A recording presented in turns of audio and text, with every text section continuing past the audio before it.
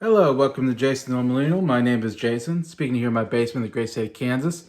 And today I went to the Goodwill in my town and looked for some physical media.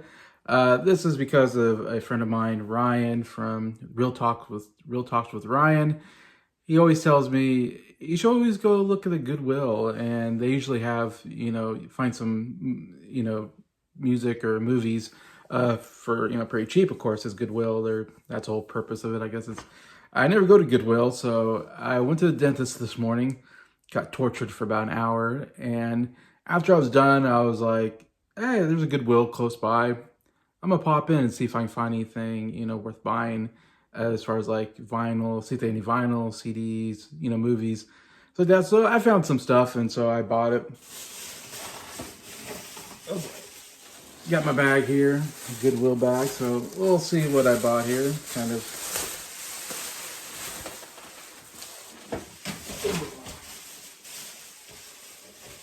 Again, this cost me about $27 for all these items, so pretty good deal. Everything doesn't cost very much. So, it's one of those things where I see stuff, sometimes I necessarily don't need it, but I'm like, yeah, it's not very much money. Might as well take it and see, add it to my collection as a collector. So, first thing I got vinyl of Oklahoma. Full soundtrack fidelity is what it says. I'm not sure what that means, but I don't know if this is from the movie, but it's a soundtrack, it looks like. But, Oklahoma is one of the most well-known musicals out there. I'm not like a huge Oklahoma fan. It's an okay musical. It got some good songs though, and I think it's such a classic that I was like, yeah, I might as well get it. I've got some other musicals on vinyl already, so I was like, yeah, I might as well, for not only for like $2 or something like that, have another musical on vinyl. You got Oklahoma, of course, the title song, Oklahoma, where the something, da da da da da. Obviously very well-known, probably most well-known song on here. But, people will say We're in Love is, I think, really good. Oh, What a Beautiful Morning. I think it's the beginnings, one of the beginning songs. Oh, what a beautiful morning. It's a good song there as well. A song called Kansas City on here as well, so close to my home. The Story with a Fringe on Top, I think is a pretty good song as well, so that's pretty cool. I Can't Say No is a very funny song.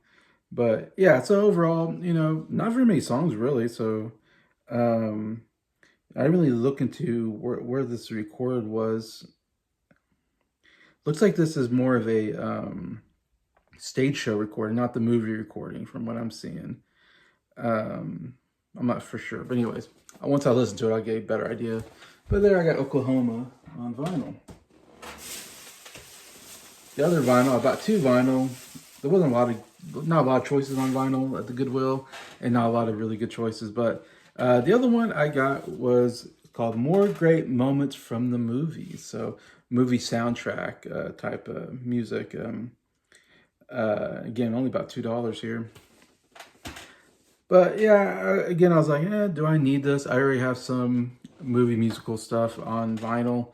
But I don't know, I'm always a sucker for classic movie themes and stuff like that, as you know. And so looking at it, it's got some pretty good stuff here. You got the theme from Lawrence Arabia, very good theme. Born Free, one of my favorite. I love Born Free, that's a great theme.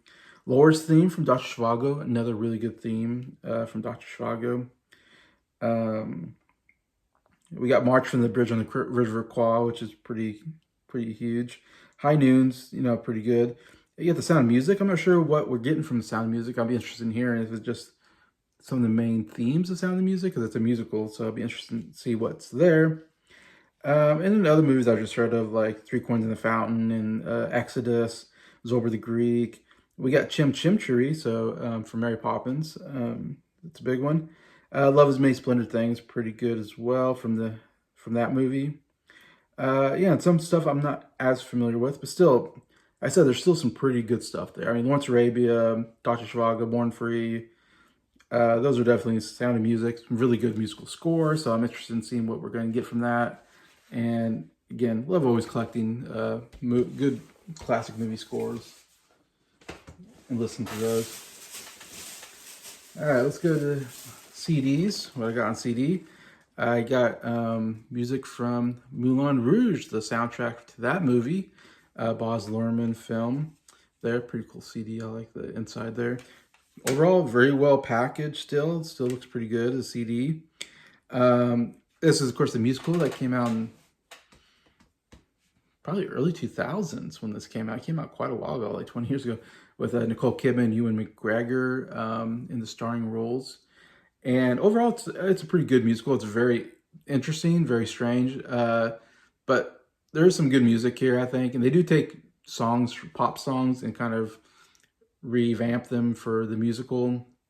So it's a little strange at first because you're gonna hear some stuff that like Lady Marmalade's in here. Nature Boy from David Bowie. I don't know that song, but I know my David Bowie fans will know that song better than me.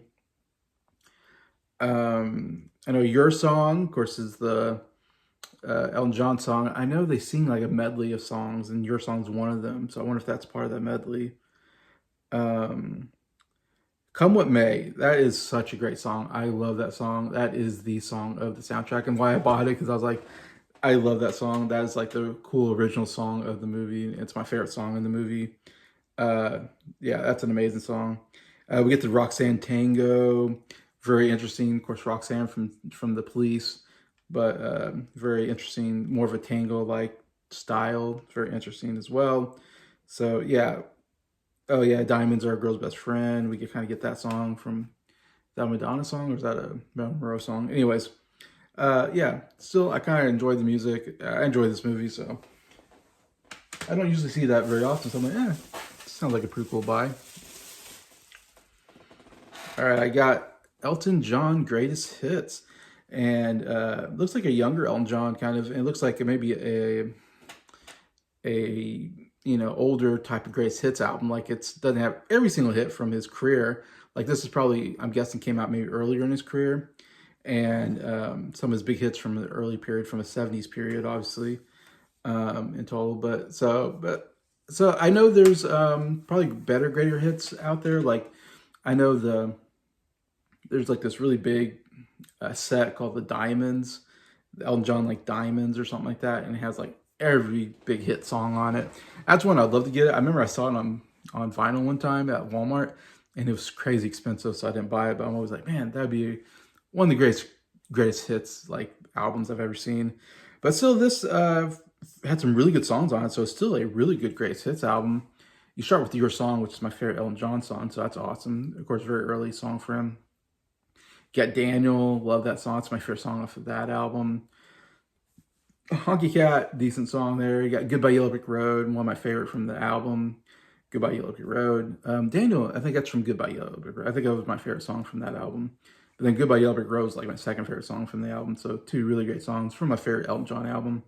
And Saturday Night's All Right for Fighting, which I believe was also on Goodbye Yellow Brick Road. Awesome song. We got Rocket Man, which I believe is on Honky Chateau, which was my favorite from that album. A huge hit. Oh no, Benny and the Jets. Benny and the Jets is my favorite song from that. That's right.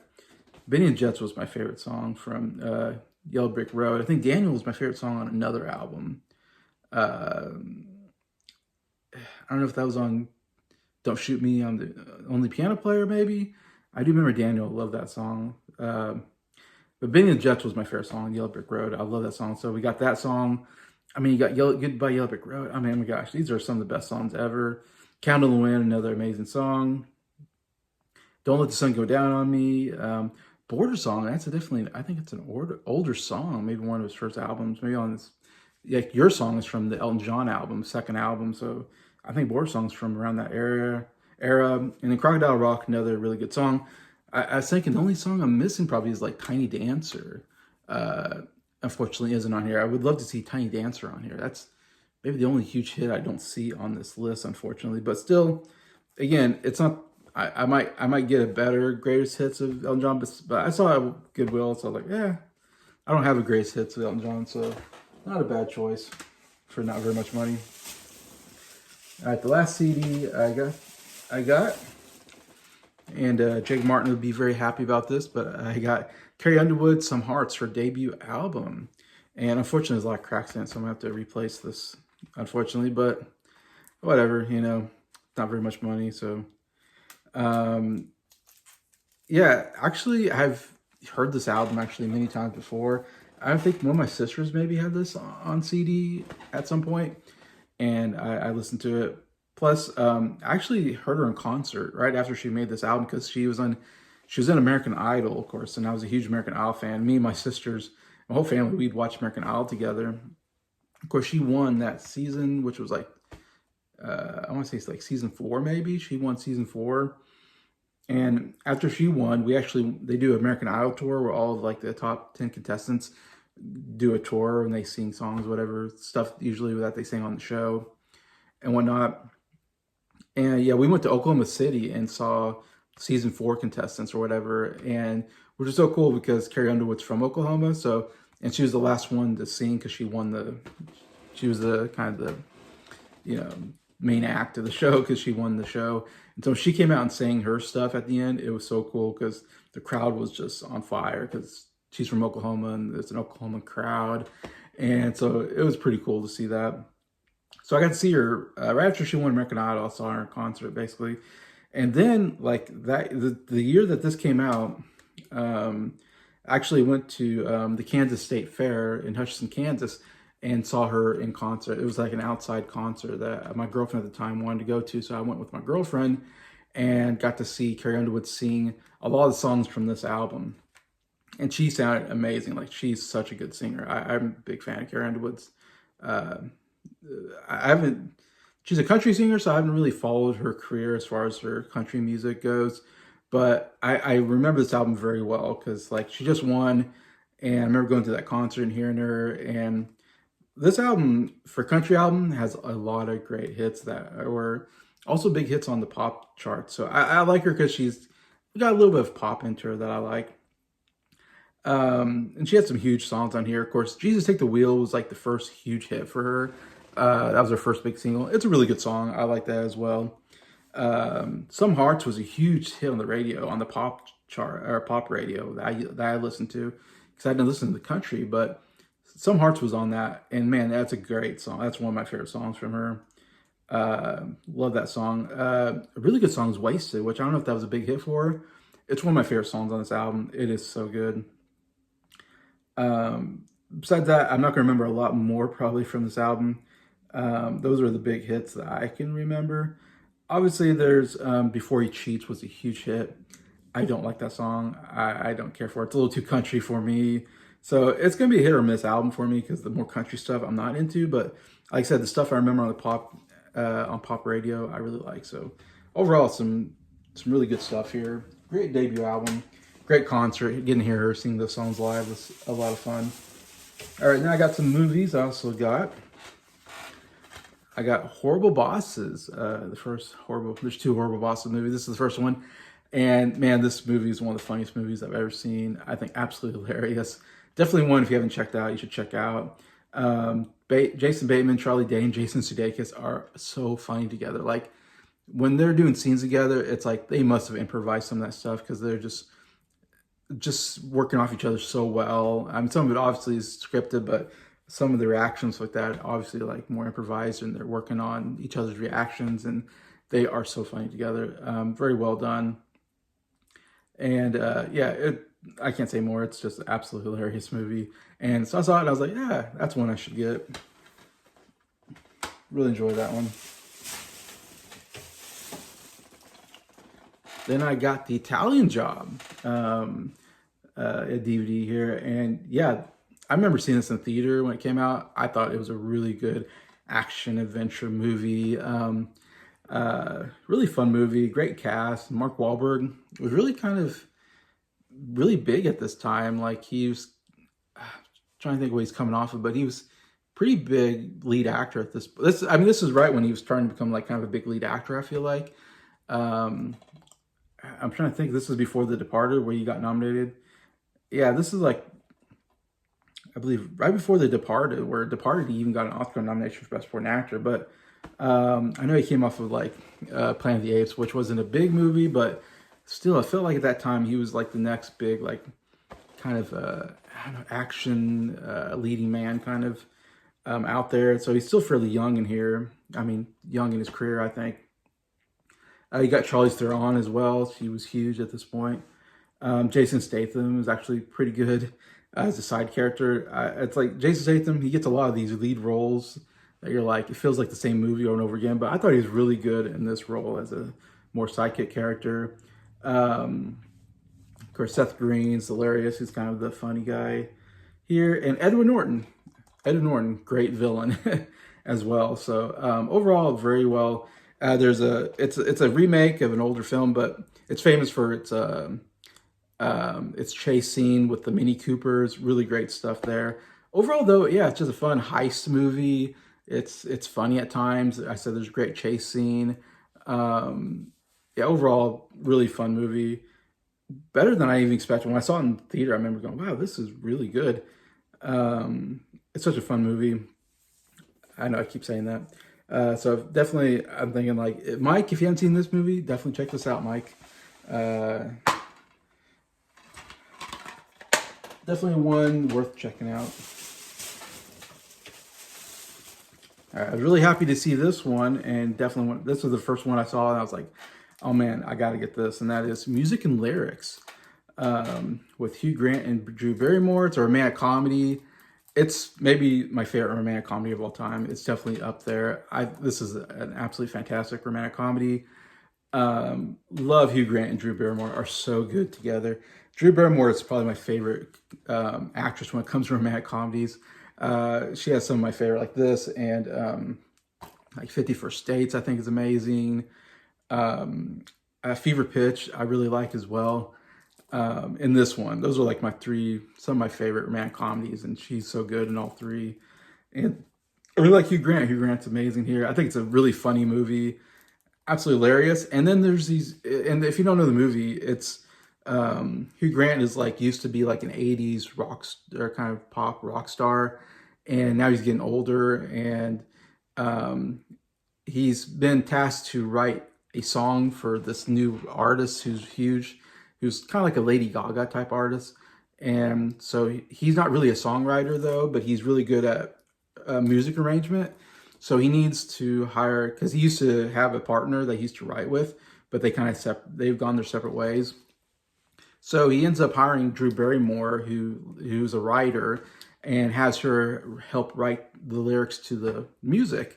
And so she's writing the lyrics and he's writing the music to it. And of course, that's why it's called Music and Lyrics. But of course, they fall in love, that whole kind of trope.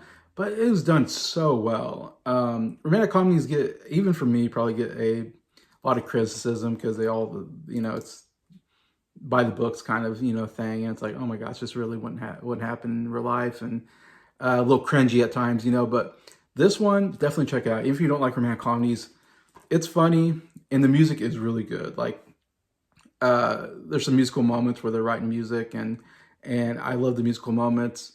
And it's actually got a very good heartfelt ending where I actually feel, I don't know, very emotional at the end. Like, it's one of those where I really believe in the relationship and I really am rooting for these two.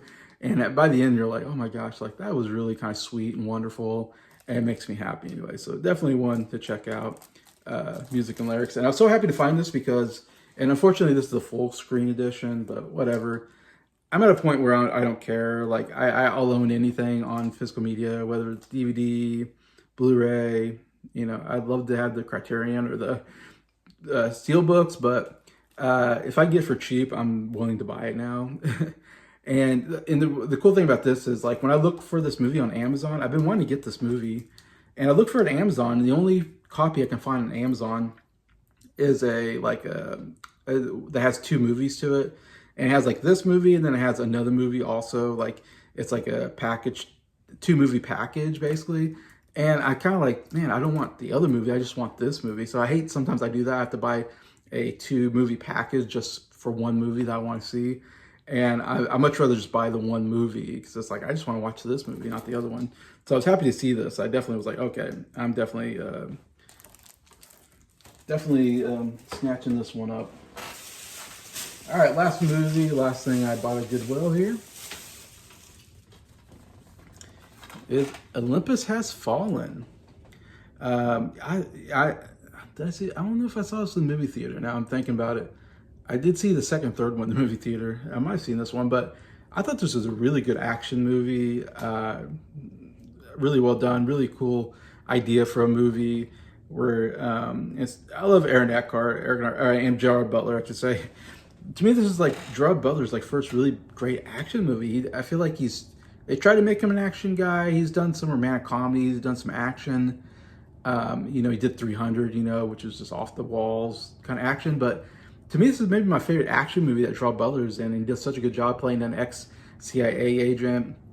Aaron Eckhart is the president, and the White House gets attacked, and the president, you know, and he goes in to protect the president from getting kidnapped and made a hostage by these terrorists. And of course, you got Morgan Freeman in there as well, who's great. But overall, it's a really cool premise and a really good action movie, and I love a good action movie. Now looking at it, something's weird about this back part. I didn't even look at the back part, but that's not a usual back part to it. So it looks like maybe like a movie came from like the library or something. But again, it's Family Video. Okay. So this was a rental from Family Video. Okay, so I see now the sticker now. I didn't even notice that. I just saw that as Olympus Has Fallen.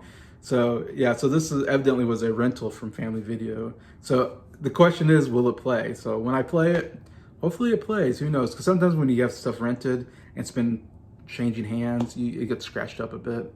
So hopefully it still works. But again, I don't care. As long as it works, I'm happy to have this in my collection, because it's a movie I really wanted to get in my collection at some point anyway. So there it is. So those are the stuff I bought at Goodwill. So thank you to Ryan from Real Talks with Ryan for keep telling me I should go to Goodwill and get something.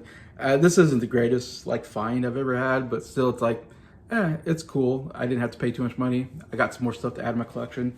Don't know if I have to go back again in anytime soon, because I don't know how often they get new stuff like in the physical media, because like I said, this is all I found that I really cared about. So still Goodwill, cool place to go get some cheaper stuff, of course, that gets donated. So it's a great cause and everything. But anyways, thank you so much for watching this video. So thank you so much for liking it. And thank you to all my subscribers for supporting the channel. I appreciate you all. Hope you have a good day.